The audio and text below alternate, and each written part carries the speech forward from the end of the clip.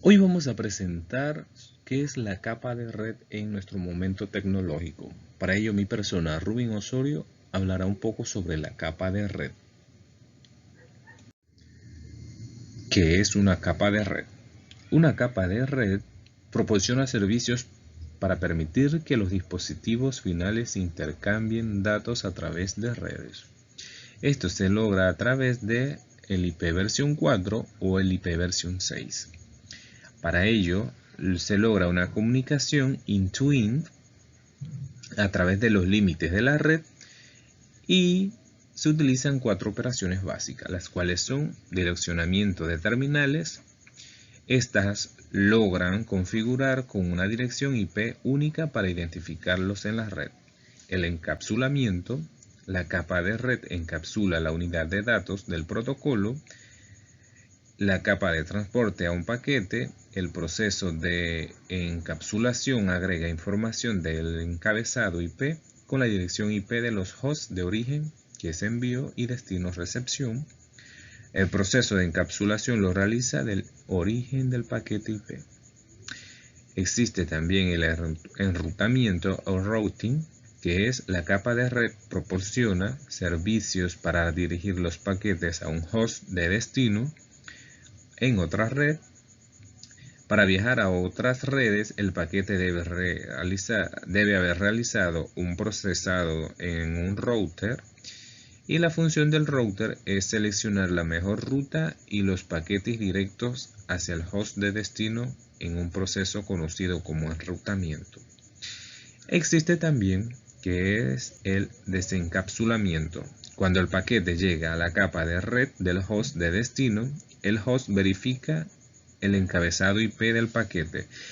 Si la dirección IP de destino dentro del encabezado coincide con su propia dirección IP, el encabezado IP se elimina del paquete después de que el paquete es desencapsulado por la capa de red. La capa 4 resultante se pasa al servicio apropiado en la capa de transporte. El proceso de desencapsulación lo realiza el host de destino del paquete IP. Ahora hablaremos sobre los protocolos de la capa de red. Los protocolos de capa de red son varios, pero los más utilizados han sido el IPv4 y el IPv6. Pero también existe el intercambio novel de paquetes de Internet Work, el AppleTalk y servicios de red sin conexión. Los más utilizados son el protocolo de Internet IPv4 e IPv6, que son los protocolos de transporte de datos de la capa más utilizados. Ahora hablaremos un poco sobre el IPv4. Bueno, su nombre lo indica, que es un protocolo de Internet versión 4. Es la cuarta versión del Internet Protocol. Es uno de los protocolos centrales de los métodos estándares de interconexión de redes basado en Internet y fue la primera versión implementada para la producción de ARPANET en 1983. IPv4 usa direcciones de 32 bits, limitándola a display style. Tiene direcciones únicas, muchas de las cuales están dedicadas a redes locales LAN. Por el crecimiento enorme que ha tenido Internet, mucho más de lo que se esperaba cuando se diseñó IPv4, combinado con el hecho de que hay desperdicio de direcciones en muchos casos. Hace varios años se vio que escaseaban las direcciones IPv4. Por eso nace lo que es IPv6, que también es un protocolo de Internet, en este caso versión 6. Está diseñada para reemplazar a Internet Protocol versión 4 y se está implementando en la gran mayoría de dispositivos que acceden a Internet. Este IPv6 fue diseñado por Steve Dieren de Xerox PARC y Craig Moody IPv6 está sujeto a todas las normativas que fuera configurado. Está destinado a, bueno, como mencioné, está destinado a ser el sustituto de IPv4, cuyo límite en el número de direcciones de red admisibles está empezando a restringir el crecimiento de Internet y su uso, especialmente en China, India y otros países asiáticos densamente poblados. El nuevo estándar mejorará el servicio globalmente, por ejemplo, proporcionará a futuras celdas telefónicas y dispositivos móviles sus direcciones propias y permanentes. También existe el IPX o el Inter-World Packet Exchange. Es un protocolo de Novell que interconecta redes que usan clientes y servidores. Es un protocolo orientado a paquetes y no orientado a conexión. Esto es, no requiere que se establezca una conexión antes de que los paquetes se envíen a su destino. También existe el protocolo SPX, que es Sequence Packet Exchange. Actúa sobre IPX para asegurar la entrega de los paquetes. Buenas noches, ¿qué tal público? En mi segmento me tocará hablar de lo que sería enrutamiento y sus características. Existen diferentes tipos de enrutamiento, el cual primero sería enrutamiento estático. Es la alternativa a los protocolos de enrutamiento donde se especifican las redes de destino por donde se envía la información y la distancia administrativa. En caso de los diferentes tipos de enrutadores, la distancia administrativa por defecto varía en la función si se especifica la interfaz por donde se envían los datos o si se especifica la dirección IP del vecino. El primer caso AD por defecto es 0 y el segundo caso es 1. Esto se debe a que es más fiable comprobar el estado y la disponibilidad de una interfaz propia a verificar el estado y la disponibilidad del vecino. Luego de esto tenemos la configuración de la ruta estática. Se han de especificar los siguientes datos. Se necesita especificar la IP de la red de destino, la máscara de red de destino, la IP del router por el cual se enviarán los paquetes o la interfaz de envío de los datos y la distancia administrativa. Un ejemplo de configuración de ruta estática sería el IP del router 2.2.2.8, la submáscara 255.255.255.255 del IP 200.100.50.9.253. Aquí se le está indicando al enrutador que para llegar a la red 2.2.2.8 con máscara 255.55.2.55 ha de enviar los datos a la IP 200.100.50.9. O sea que aquí le está dando una ruta administrativa de 253.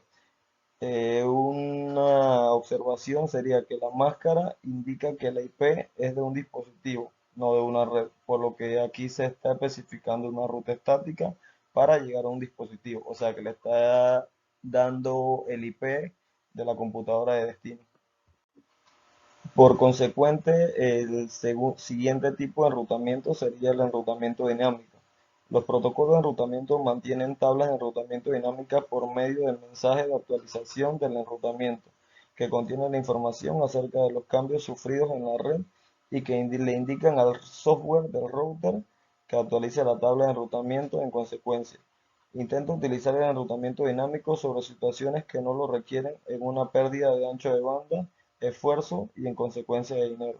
Las redes de datos que usamos en nuestras vidas cotidianas para aprender, jugar y trabajar varían desde pequeñas redes locales hasta grandes Internet Networks locales. En su casa posiblemente tenga un router o dos o más computadoras. En el trabajo, su organización probablemente tenga varios routers switch y atienden las necesidades de comunicación de PC de datos de cientos o hasta miles de PC. Los protocolos de enrutamiento dinámico generalmente se usan en redes de mayor tamaño para facilitar la sobrecarga administrativa y operativa que implica el uso de rutas estáticas únicamente. Normalmente una red usa una combinación de protocolos de enrutamiento dinámico y rutas estáticas. En la mayoría de las redes se usa un único protocolo de enrutamiento dinámico. Sin embargo, hay casos en la red que las distintas partes de la red pueden usar diferentes tipos de protocolos de enrutamiento. Los diferentes protocolos de enrutamiento se pueden clasificar de diferentes grupos según sus características. Los protocolos de enrutamiento que se usan con más frecuencia serían RID, es un protocolo de enrutamiento interior vector de distancia. El siguiente sería IRP, que es el enrutamiento interior vector distancia desarrollado por Cisco. El OSPF es un protocolo de enrutamiento interior de Link State. El ISIS es un protocolo de enrutamiento interior Link State. El IGRP, que sería el protocolo avanzado de enrutamiento interior vector distancia desarrollado por Cisco. Y por último tenemos el BGP, que es un protocolo de enrutamiento exterior vector ruta. Por último, sobre el enrutamiento tenemos lo que sería el direccionamiento IP. Uno de los principales parámetros que es necesario configurar en cualquier dispositivo conectado a una red es su dirección IP. La dirección IP es el identificador del dispositivo, es decir, sería como la cédula del dispositivo en una red y debe ser único dentro de los límites de dicha red. El uso de formato y tipo y demás características del direccionamiento IP están incluidos en lo que se conoce como protocolo IP o Internet Protocol. El direccionamiento IP proporciona un mecanismo para la asignación de identificadores a cada dispositivo conectado a una red. Antes de dar información más técnica, exponemos los principales conceptos. Todos los dispositivos conectados a una red que utilizan los protocolos TCP/IP, en la práctica todas las redes lo hacen y deben tener una dirección IP asignada. Una dirección IP es un número que sirve para identificar de forma única en qué dispositivo estamos trabajando dentro de la red. La asignación de IP para un dispositivo se puede hacer de dos formas. Se puede hacer de la forma estática, que ya la mencionamos anteriormente, o sea que a cada computadora le damos un IP, o la podemos poner de una forma dinámica. Es decir, asignamos un protocolo que le llamaremos DHCP, en el cual él le brindará un IP a cada computadora y así tener una optimización de los IP. O sea que no vamos a perder ancho de banda y le asignaremos los IP en orden a cada dispositivo. Por consiguiente, hablaremos de VLSM y CIDR. VLSM sería la máscara de su red de tamaño variable. Representan otra de las tantas soluciones que se implementaron para evitar el agotamiento de direcciones IP, como la división de sus redes, el enrutamiento sin clase CIDR, NAT y la dirección IP privada. Otra de las funciones de VLSM es descentralizar las redes y de esta forma conseguir redes más seguras y jerárquicas. Si se utiliza una máscara de su red de tamaño fijo, todas las subredes van a tener el mismo tamaño. Por ejemplo, si la subred más grande necesita 200 hosts, todas las subredes van a tener el mismo tamaño de 256 direcciones IP. Si una subred necesita 10 equipos, se asigna la misma subred de 256 direcciones, aunque las restantes 246 direcciones no se utilizan. Incluso los enlaces seriales, que solo necesitan 2 direcciones IP, requieren una subred de 256 direcciones. Luego tenemos la CIDR, sería Classless Inter-Domain Routing, que en español sería enrutamiento entre dominios sin clase. Se introdujo en 1993 por la IETF y representa las últimas mejoras en el modo de interpretar las direcciones IP. Su introducción permitió una mayor flexibilidad al dividir rangos de direcciones IP en redes separadas. De esta manera permitió el uso más eficiente de cada vez más de escasas direcciones IPv4, un mayor uso de la jerarquía de direcciones, agregación de prefijos de red, disminuyendo la sobrecarga de los enrutadores principales de Internet para realizar el encaminamiento. CIDR reemplaza la sintaxis previa para nombrar direcciones IP. Las clases de redes, en vez de asignar bloques de direcciones en los límites de los octetos que implicaban los prefijos naturales de 8, 16 y 24 bits, usa la técnica VLSM, en español máscara de subred de longitud variable, para hacer posible las asignaciones prefijos de la longitud arbitraria. Muy buenas noches, profesora. En la sección de noticias de tecnología del día de hoy le estaremos hablando un poco de lo que son las capas de red, especialmente qué es un gateway, los tipos, sus ventajas y desventajas. Mi nombre es Carlos Vanega y de esta manera comenzamos las noticias. Primero queremos informarles qué es un gateway en redes informáticas. Muchas veces hemos escuchado el término de gateway, pero muchas veces realmente no sabemos qué es.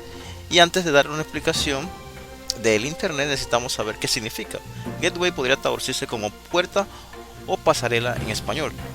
Entonces, ahora sí, en redes, un gateway es un nodo que puede ser una computadora o un router que forma parte de un pasaje entre dos redes que operan con diferentes protocolos. Seguimos con los tipos de gateway que existen. Tenemos el gateway asíncrono, que es un sistema que permite a los usuarios de computadora personal acceder a operadores asincrónicos a través de un servidor de comunicaciones. El gateway SNA permite las conexiones a grandes computadoras con arquitectura de un servidor de comunicaciones. Gateway TCP/IP proporciona un servicio de comunicaciones con el exterior vía RAL o WAN.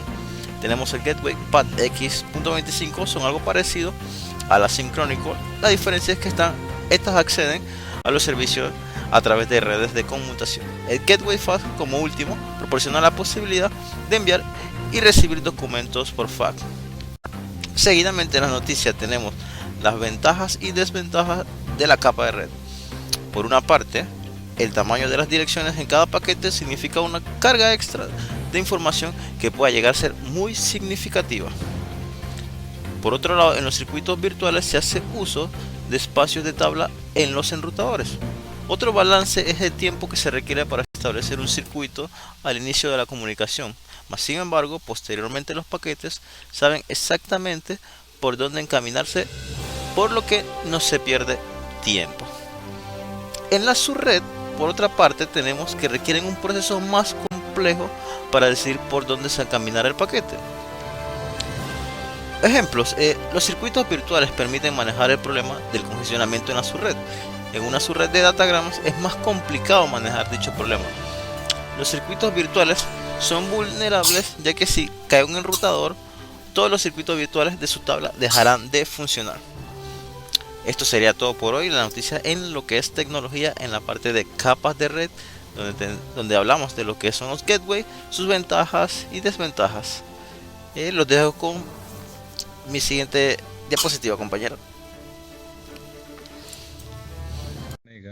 Pedro Cruz y mi persona, Rubin Osorio.